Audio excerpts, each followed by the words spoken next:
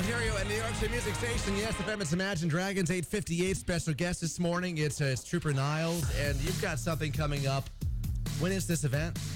Yes, good morning. Actually, it's tomorrow night. Okay. Wednesday, March 11th. It's from 6 to 8 p.m. Okay. It's going to be held at Claxton Hepburn Medical Center. All right. At their Hess Auditorium. Okay, what is the event?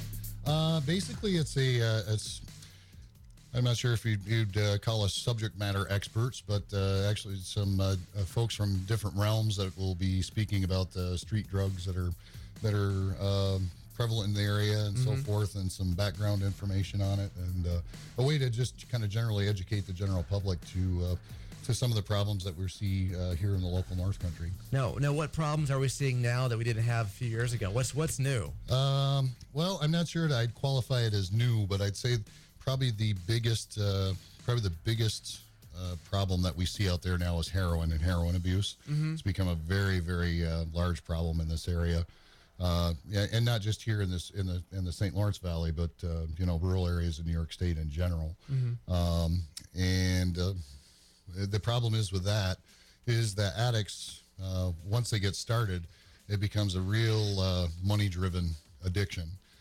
So after a while, they kind of outlast the money supply. So what we see is it transform into a lot of property-type crimes where thefts and so forth, so they can sell it off to keep feeding their habit. Or in some cases now, we're starting to see, albeit we've been fortunate, albeit that the nonviolent, but some robberies of convenience stores, banks that are definitely habit driven.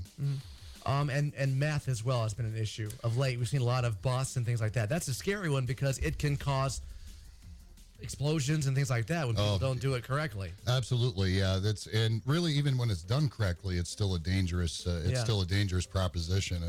It's basically a mixture of different over-the-counter available household chemicals and so forth that that will reduce down pseudoephedrine or ephedrine, which is like Sudafed, and reduce that down into the final product of methamphetamine. So, and yeah, here, unfortunately, here in the northern St. Lawrence County area, we've seen this kind of crop up in the last couple of years. So it's kind of cyclic. It goes through a few months and you don't see any, and then a couple months later we have four or five instances of it. So yeah, that's been a very prevalent problem as well.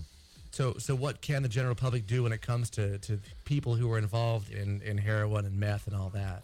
Yeah, there's a lot of indicators, and that's kind of the stuff that we'll be somewhat bringing up in the panel and so forth, just things to look for.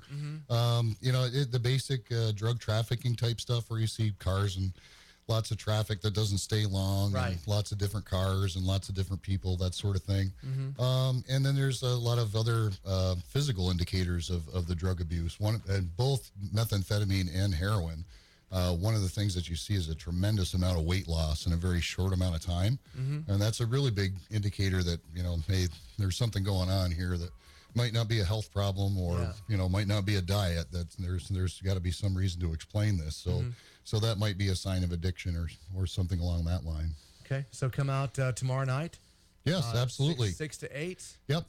It's wide open to the public. We'd like to see as many people there as we can get. I think it'll be informative. I think it'll be entertaining, and give people kind of a good background on what the things that we're seeing out there. Okay. All right. Okay. Thanks for coming in today. All right. My pleasure. Thanks for having us.